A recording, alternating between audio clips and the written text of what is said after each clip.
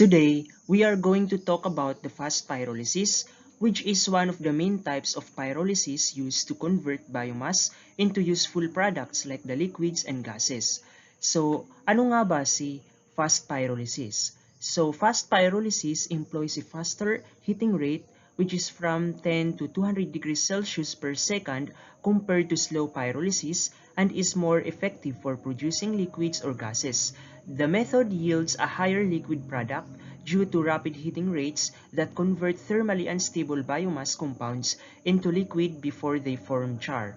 Fast pyrolysis aims to maximize liquid production by using heating rates, small particle sizes, and low water content. So, ibig sabihin or in short, ang fast pyrolysis daw, ito ay isang process kung saan ang biomass ay pinapainit ng mabilis from 10 to 200 degrees Celsius per second. Kaya mas mabilis ito compare sa slow pyrolysis.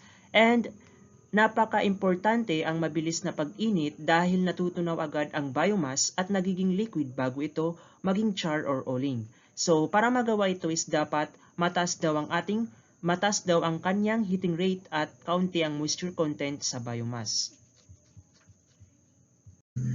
Fast pyrolysis process. The fast pyrolysis process includes drying and comminution of biomass followed by fast pyrolysis, char separation, and liquid recovery. Efficient char separation is essential and condensation and coalescence are required for liquid recovery.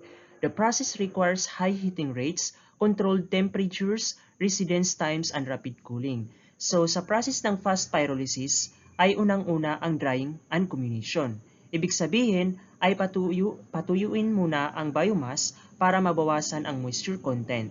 Then, after that, ito ay dinudurog o pininong mabuti, ang tawag dito ay comminution. Secondly is yung tinatawag nilang fast pyrolysis, na kung saan mabilis itong pinapainit sa controlled temperature gamit ang mataas na heating rate.